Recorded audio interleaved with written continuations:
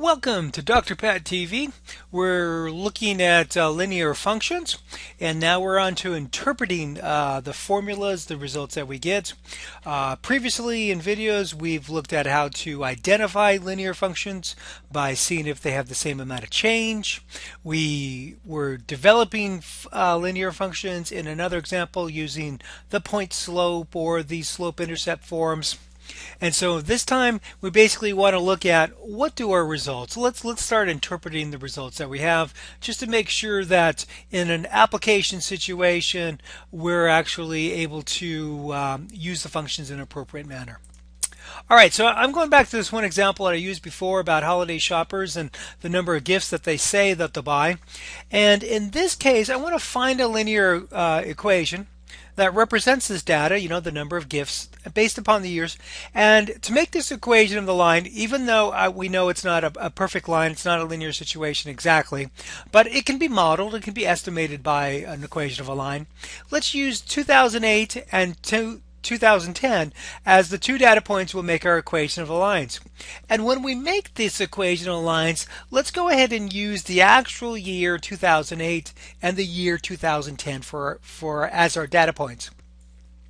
So if you may recall, you make a slope and then you plug the slope in, pick one of the points, plug the point in, and then do the equation. And then basically here's the results that I get. So I'm using G for the gift. So instead of Y, I'm using the letter G. And then instead of X, I'm using the letter T for years. And so we get a slope, a rate of change of negative 2.35, negative, which is good because the number of gifts is decreasing. And then this here is our Y-intercept. Okay, so let's take a closer look at this values and see what it really means. Okay, I just said that the first number, that's your slope, that's the rate of change. Our gifts are going down 2.35 gifts per year. But now let's look at this number really closely. It was the y-intercept. I mean, when we have this formula y equals mx plus b, we have this y-intercept as our starting value. We have a starting value of 4,740 gifts. Now, I came from a large family, 6 kids. I know there was never 4,740 gifts underneath my Christmas tree.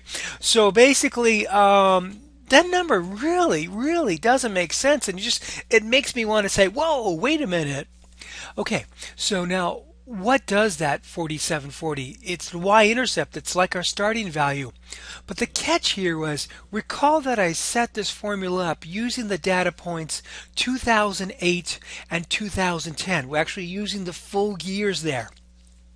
So what this number 4740 really represents is at time zero 2,000 years ago. So to make sense of this number, I'm actually using it as a y value at the starting time 2,000 years ago. And so that's the only way this number would make sense. But that's out of context for our situation. So what do? So in business, one of our common examples is that whenever you're talking years and you want to make a formula, don't use the actual full year. Don't use 2008, 2010. Just go ahead and make your own starting value. And you can make up any year you want. So I decided let time zero equals 2005. So I just made that example. So then when I use the data, my 2008 becomes 3. 2010 becomes 5 years after 2005. And so what's going to be neat, it doesn't change my y values, and it's not going to change the slope.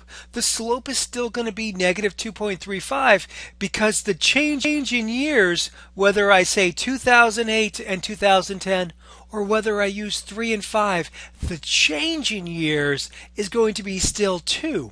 So that's why our slope stays the same. What does change when we use these two data points is our y-intercept. Our y-intercept, instead of that big 4,000 number, now means 28.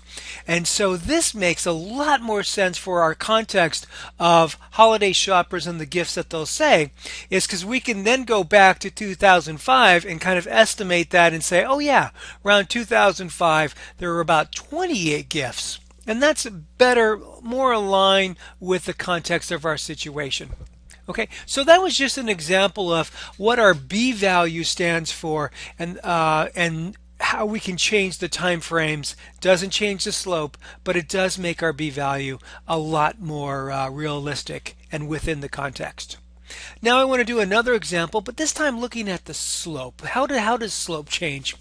Very popular topic right now, global warming, and this is a very common graph used in discussions about global warming. And what you're seeing here is basically how the temperature is fluctuating through from one year to year off of an average. And so when you get a data, this is not a linear situation, but we use a line to estimate this because all that fluctuation is just messy.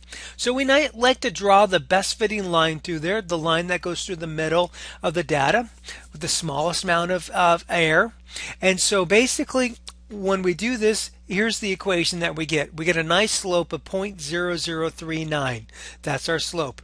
I'm not worried about the y-intercept in this case. I'm looking at the slope.